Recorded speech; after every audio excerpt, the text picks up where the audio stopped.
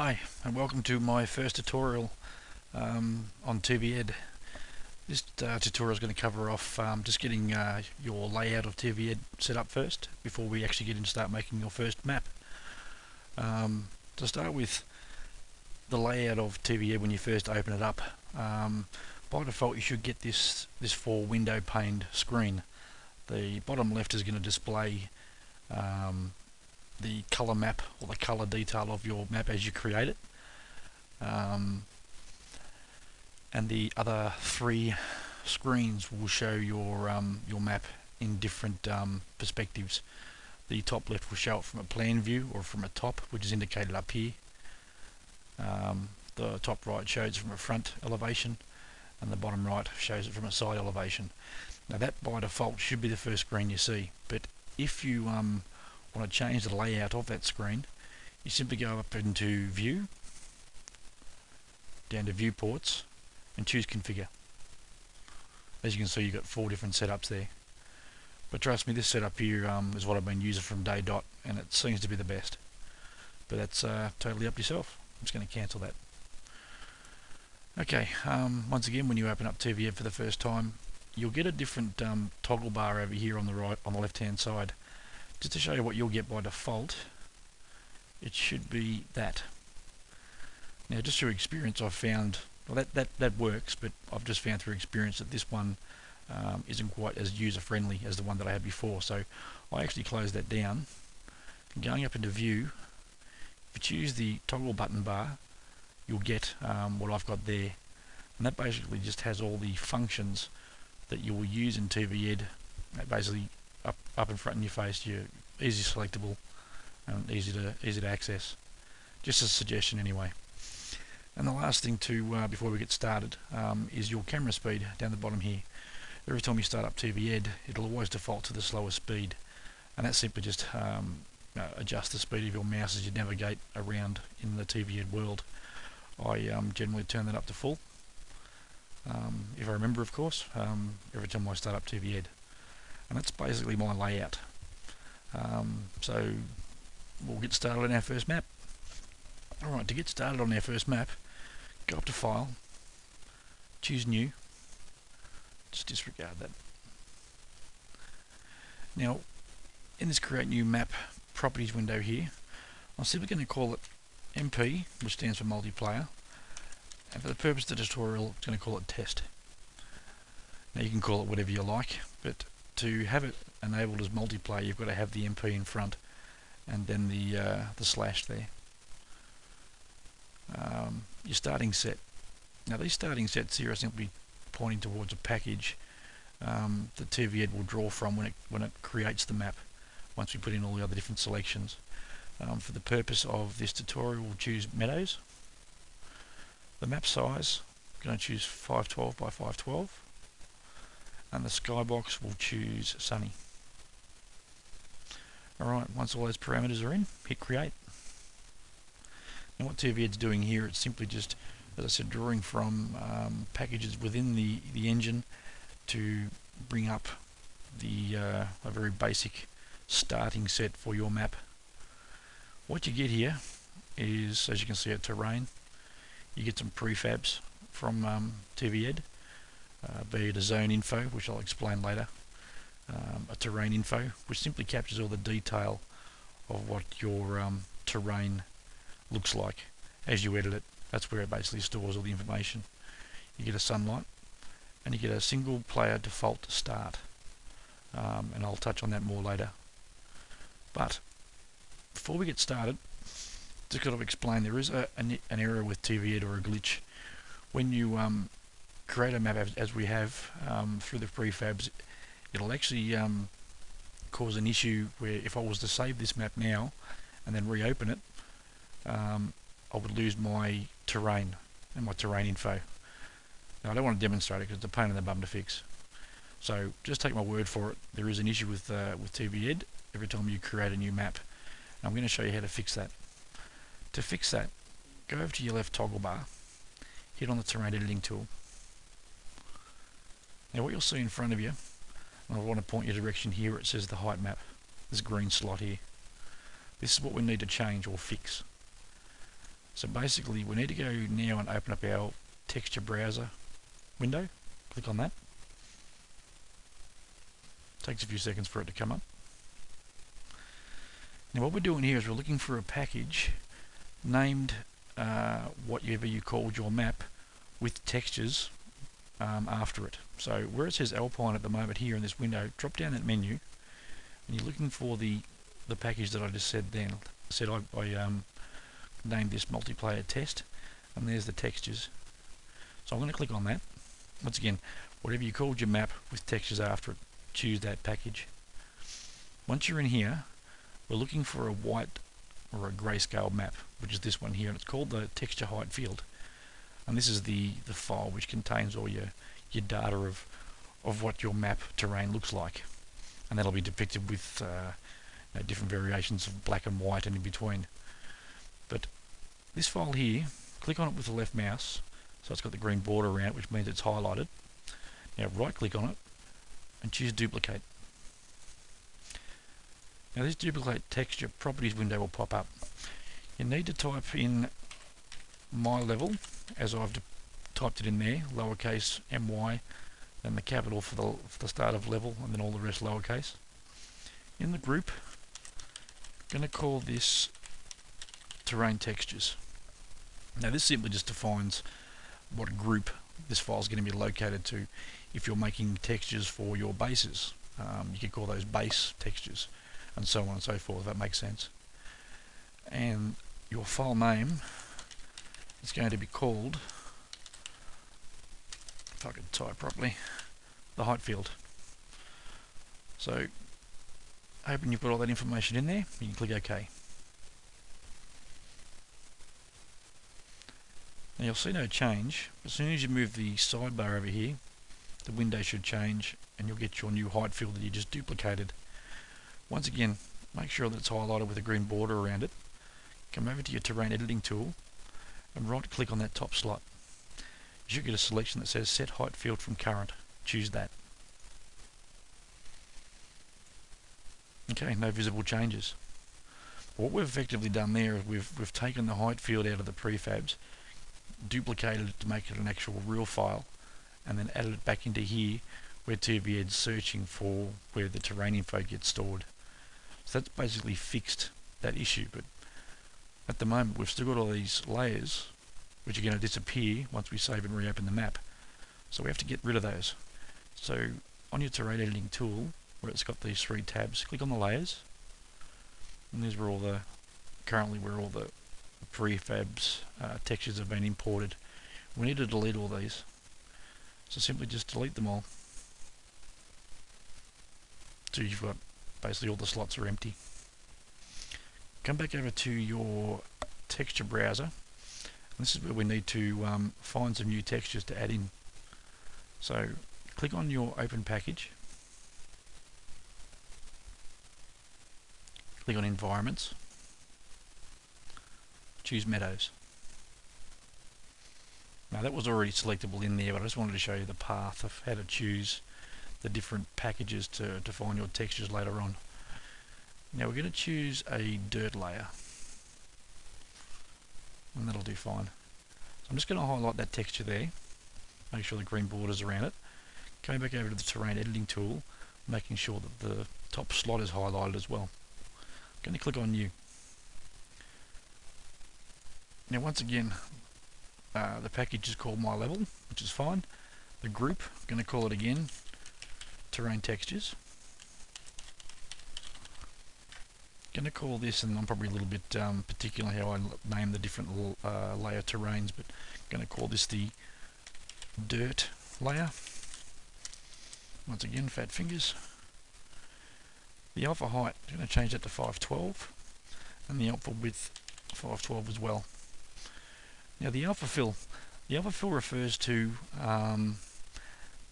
what you're going to see of that texture, and how to better explain that. If we left it on 0 and then clicked OK, you wouldn't see that texture appear, but you would have to manually paint it onto your terrain to see it. Whereas in this case, I want to see the texture right across the map. So put your alpha fill up to 255 So when we actually import this texture, it'll actually fill the entirety of the terrain. Hopefully that makes sense. Alright, your colour fill, leave it as is. Now put your U scale on 8 and your V scale on 8. This is just what I've gotten used to using. Once you've got all that put in place, click OK. And your terrain should appear. Alright, what we're going to do now is add another texture, because there's a little trick of the trade I want to show you when we get further into this tutorial. Go back over to your texture browser, scroll down a bit further, find a grass texture, and that'll do fine.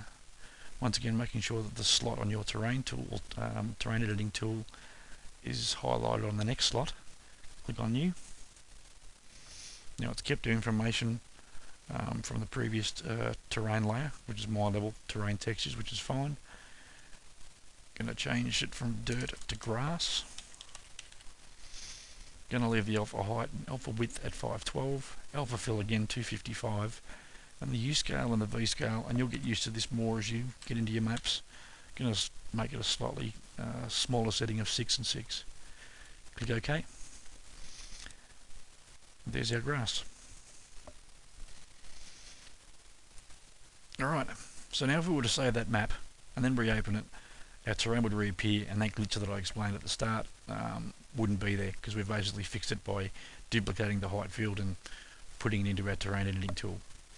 But by all means, try it without doing what we did with the height field, and you'll see what I mean. I didn't want to do it because it's a pain to fix. Okay, what we're going to get into next, I'm just going to close down the terrain editing tool and close down the texture browser. Going to create some mountains here. Now, going back to our terrain editing tool, going to click on the terrains tab. Now you've got some parameter up here that you need to modify. I'm going to, and once again you'll get used to this as you get more exposed to it. I'm going to put the strength down to about 50. I'm going to modify the inner diameter and outer diameter of my brush just a touch. Say 406 on the inner, almost 1000 on the outer, and that's depicted here in your tool on the screen. Basically, the inner tool, or the inner circle, is going to draw more of the terrain to that part of the tool to define your holes and hills that you make on your terrain. But once again, you need to fiddle around with that, just get a feel for it. Alright, we're going to create some mountains and some holes. So basically, using Control and your left mouse, you will drag your terrain upwards. Using Control and your right mouse button will force your terrain downwards. So just to muck about, let's use my left mouse. Let's use my right mouse. Once again, holding down Control. So I'm just going to get ugly now and just make a few hills, a few holes. Doesn't have to be real flash. That's for you to fine tune later on. But for the purpose of the tutorial, just need to reflect something. As you can see, moving the tool around gets you different results. Best way to practice is exactly that. Alright, that's fairly ugly. Now with your mouse, while I got you here, as well as if you hold down your left mouse without Control and drag it down towards you, you obviously get, and forward, you get that sort of movement. Holding down the right mouse, you get the panning function. Holding down left and right mouse, you get the up and down motion. Alright, so we've created some mountains and we've created some holes there as well. Now the reason why I added 2 terrain layers, and this can be done manually, where you can add 1 terrain layer in, change your settings when you add the next terrain layer in, so it doesn't actually add it visually, and you can actually manually add it on. But this is where there's a benefit of adding 2 terrains on, because you can actually remove the top layer to get a more realistic look, and I'll demonstrate that now. Coming over to your layers tab in your terrain editing tool, click on that. Make sure that your grass terrain layer is selected. Making sure painting is also selected. Coming back to your terrain, once again, holding down your left mouse and control adds the texture. Holding down control and your right removes the texture. So just to demonstrate, I'm holding down control and my right mouse, and that's simply removing the top layer to expose the bottom. Once again, just to explain, the left mouse, that puts it back on. What I'm doing here is just trying to expose some of the dirt layer underneath. Try and drive home the use of the tool. And as you can see there, and the reason why this is probably deemed as a better way of colouring your terrain and your mountains, is the nice blend or mix, I suppose, from one layer to the next. If you were to add that back on, it just looks a bit rough, but doing that way I just demonstrated gets a nicer, more smoother look to the terrain. Hopefully that makes sense. Once again, got to muck around yourself and get a feel for it. Right, almost finished. Shouldn't be too particular, I suppose. Alright, we have some mountains. Now, there's another setting within TVed that we need to change now. Do you need to change it? Probably not, but this is just something which gives you more scope with your maps, and that's simply just the size of the map. What we're going to do now is close down the terrain editing tool. We're going to go up into our group browser, so click on that. Now this window will come up. Click on all actors, and what this simply depicts is all the different actors you currently have in your map. So once again, there's those prefabs that I explained. There's your sunlight, there's your terrain info, your zone info, and your default or your single player start. What we're looking for is the terrain info. So just click on it. Now right click, choose properties. So what we're looking for here is the terrain scale parameters, and that's these here that are all currently on 64, 64 and 64. Click on the addition symbol and you open up the slots where you can adjust them. Now just for your own info, if we use Emerald as an example map, the scaling of that map sits around about 200 for the X, 200 for the Y, and around about 70 for the Z. The Z is the up and down scale, and the X and the Y is the breadth by width. What we're going to do here is change it, just for argument's sake, 200 on the X, and you'll see there as I change the slot down, I get a change to my terrain. On the Y, I'm going to change it to 200, and you get the change the other way now. And just for the tutorial, we'll move that up to say 120 on the Z. And that gets us our height. Now once again, there's no other need to change any other parameters here at the moment. What we've done there is we've effectively changed the size of our terrain. We've gone and edited it and painted it in manually, and then using this the properties window, we've adjusted the actual physical size of the map. So closing down that properties box, as well as the actor groups, just going to highlight this tool up here on the left, camera movement. Now using the top left pane, hold down left and right mouse, push it away from you, and you'll get your plan view or your overhead view of the map. What you currently see there at the moment is two boxes.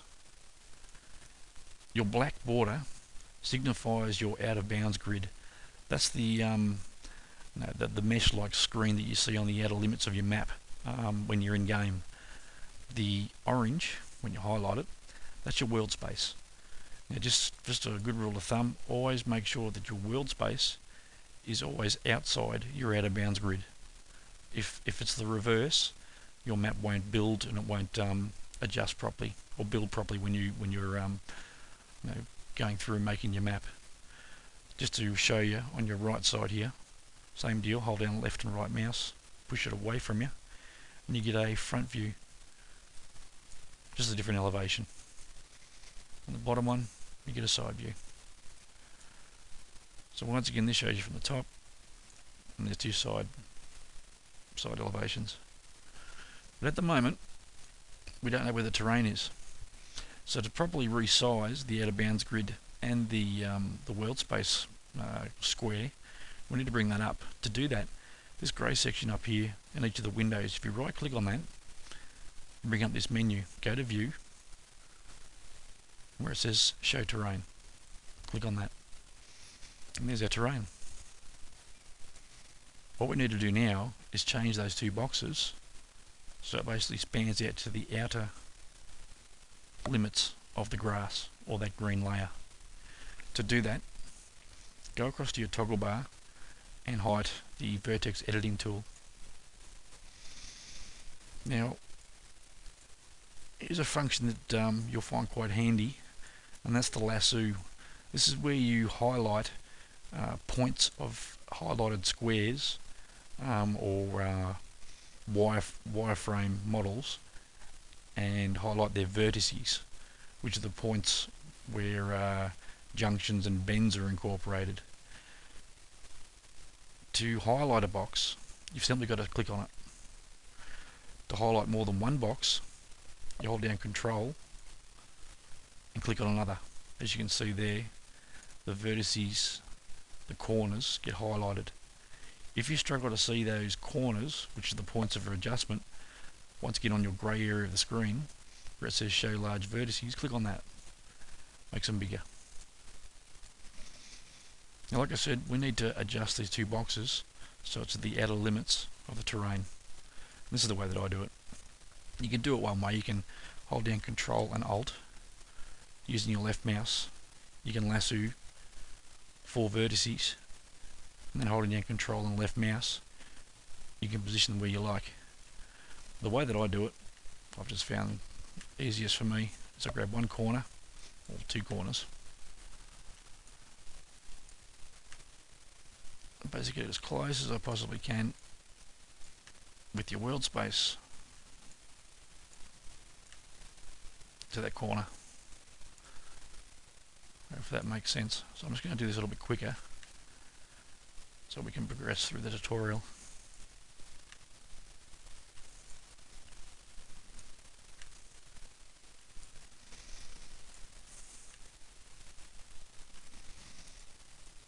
Another rule of thumb as well, your outer bounds grid, the black, can't sit over your terrain. It must always sit over the terrain. Otherwise it'll create issues when you rebuild your map. Right, one more to go.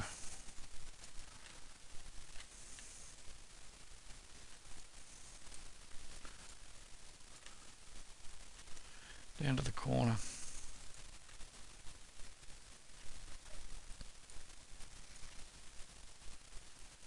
Okay, so there's our size adjustment. But when you look at your map down on the bottom left hand screen, nothing's really changed. You can see that the squares have changed, but you've still got this grey grid sitting where it originally was. Now, to basically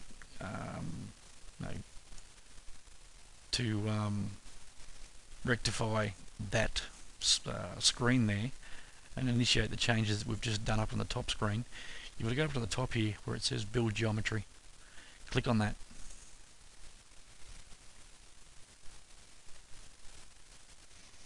As you can see now, that grid has now disappeared. It's moved out to the outside limits of your map. So when you make a change with any of your bases and grids and all that sort of stuff, to get that change to be visible, you need to hit this button up here, Build Geometry. This second box over here, that's when you're doing a total rebuild, but I'll explain more of that later. Right, we need to correct a few issues that have been shown up, I suppose, in some of the retail maps. And I'll use, I suppose a way to explain this first, one we're going to fix, is the Utopia map. At the moment, as you probably know, you can go up to the top of the out of bounds grid and grapple through the top and hang there and basically annoy people. The way to fix that is what I'm about to do here. Go into your top screen, highlighting the world space square only, and that's just a matter of clicking on that only, and that should, I'll just show you what it does. Clicking on the yellow line, it'll make that vertex disappear, which means it's no longer selected, and leaving the out of bounds, the world space only selected. I'm going to hold down Control and Alt. Using the left mouse, I'm going to lasso those two vertices. Using Control on my left mouse. Just going to span that up, and I'm not being real technical here, but just a nice spacing between the terrain or the out of bounds grid, because that's going to stop a grappler going through the side and grabbing onto the world space. Going to do the bottom ones. I'm sorry if this looks a bit rough, guys, but I'm just trying to be quick. Do on the right side. And now the left side. All done with Control Alt, using your left mouse, and then to move it, just hold down Control and left mouse. Now that's fixed the side issue. We've now got to fix the top. So coming across to your right pane at the top, highlight the top vertices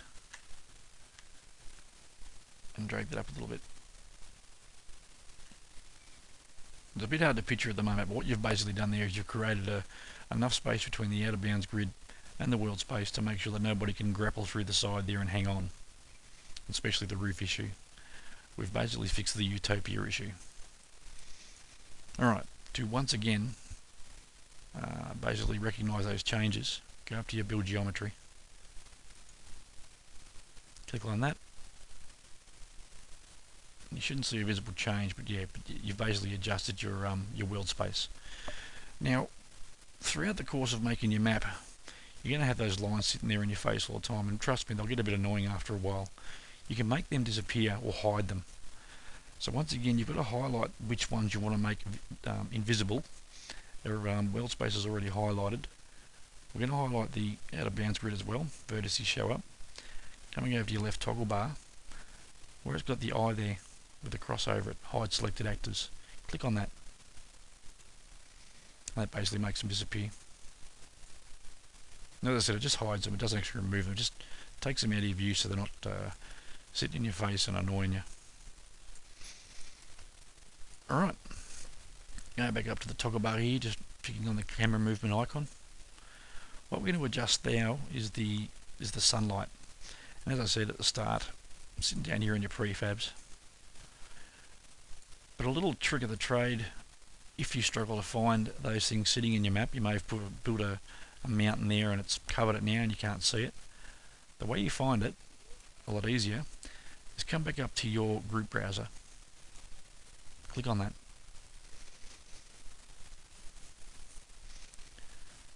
Next week it'll come up. There it is. Once again, making sure all actors is selected. We're looking for our sunlight, and it's normally called sunlight 2. Right click on it and choose go to.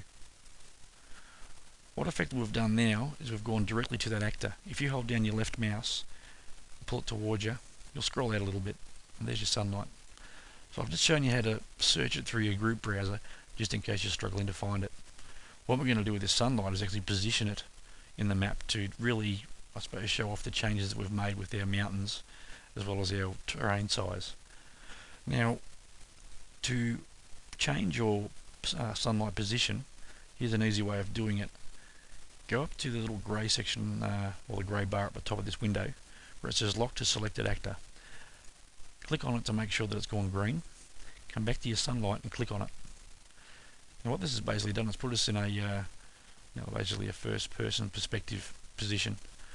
That crosshair right down the middle of the screen is basically telling us that's the actor and that's where it's looking.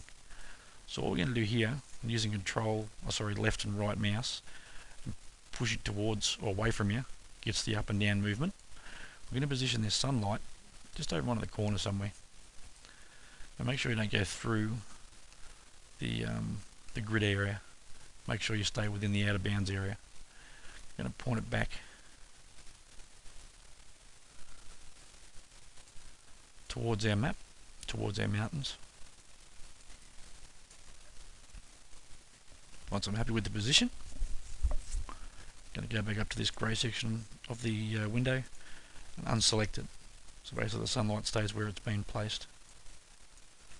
While we're there, double click, or sorry, right click on that actor, the sunlight, and choose sunlight properties.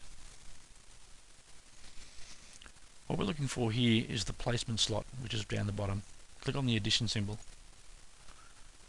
Now down the bottom there where it says rotation, click on that addition symbol. Just want to draw your attention to this pitch parameter here. Can't reinforce enough when you're getting into mapping. It pays just to go into some of the maps that have already been released, i.e. your retail maps, for example, and just look at some of the settings as you get more fluent with TVed and look what they've done.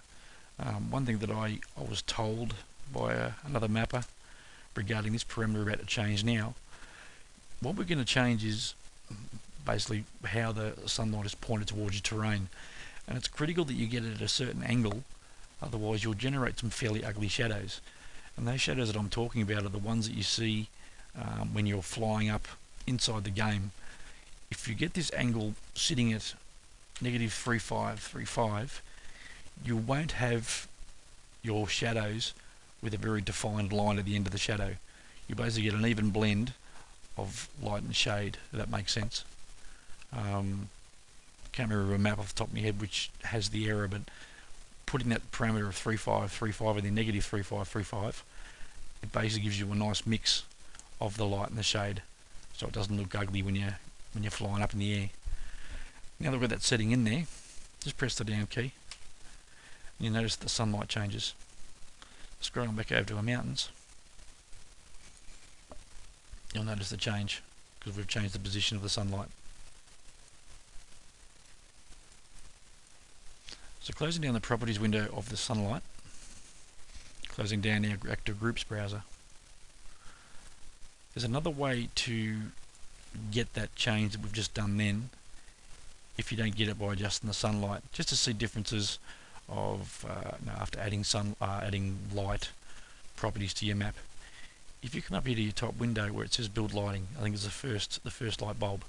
You click on that, you get basically the same result.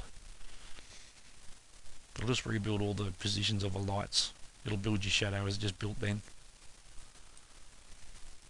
But that is a very, very, very basic explanation of how to get started in TVed. Basically touched on the generating or basically touching on your layout of TVed. We've looked at fixing that glitch regarding the height field. We've added a couple of layers. We've painted a few mountains, put a few holes there as well. We've resized your map size. We've repositioned your sun, and that's about it for this tutorial. So we'll get into the next tutorial, which is part 2. Talk to you soon.